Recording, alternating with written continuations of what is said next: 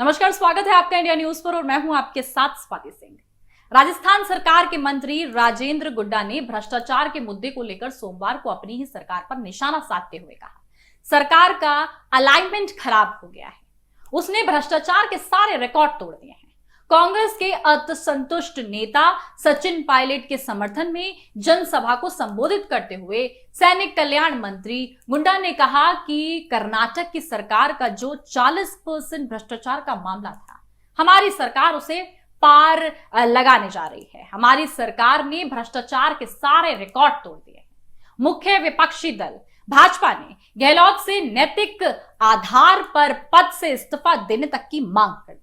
उल्लेखनीय है कि कांग्रेस ने कर्नाटक में हालिया विधानसभा चुनाव में भाजपा सरकार के 40% कमीशन को बड़ा मुद्दा बनाया। गुड्डा ने कहा कि हमारी सरकार का अलाइनमेंट खराब हो गया है। यह अलाइनमेंट इस तरीके से खराब हुआ कि हमारी सरकार ने भ्रष्टाचार के सारे रिकॉर्ड तोड़ दिए।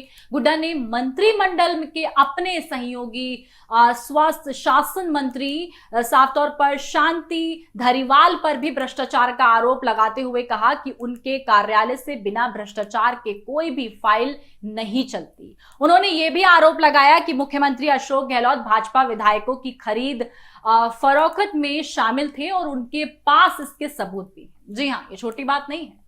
उन्होंने आगे ये भी कहा कि इसका ब्यौरा नहीं दिया है और उल्लेखनीय है कि मुख्यमंत्री गहलोत ने हाल में कहा था कि 2020 में बगावत करने वाले कांग्रेस विधायकों को भाजपा नेताओं का पैसा लौटाना चाहिए। गहलोत ने कहा था कि अगर इन विधायकों ने कुछ पैसा खर्च कर दिया तो वे कांग्रेस आलाकमान से दिलवा देंगे। गहलोत के इस बयान का हवाला देते हुए गुड्डा ने कहा कि मेरे पास हिसाब और सबूत हैं। भाजपा के विधायकों को खरीदने का करोड़ों रुपए का सबूत है। इस राजेंद्र गुड्डा के पास भाजपा के किस किस विधायक को क्या क्या पैसे दिए मुझे पता है। मेरे पास सबूत है।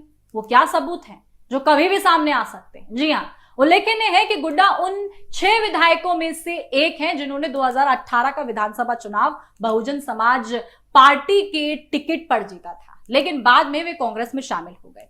गुड्डा को बाद में अशोक गहलोत मंत्रिमंडल में शामिल किया गया था। वे उसके बाद खुलकर पायलट का समर्थन करते नजर आए।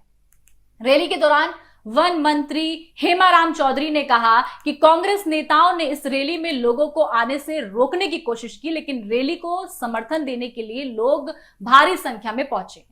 उन्होंने कहा कि इससे भी अगर हम आंख नहीं खोलेंगे तो फिर हमारी आंख कब खुलेगी। अगर आंख 2023 के चुनाव के बाद खुली तो इस काम की, इसलिए अभी से समझ जाएं और समझ जाएं। तो इस तरीके से अपनी ही पार्टी पर तमाम आरोप पायलट के साथ साथ अब तमाम मंत्री भी लगाने लगे हैं। ऐसे में कांग्रेस कर्नाटक की जीत का जश्न तो मना रही है, लेकिन उसकी ये नैया है वो कहीं और ना डूब जाए। तमाम अपडेट के लिए आप हमारे साथ बने रहें और देखते रहें इंडिया न्यूज। धन्यवाद।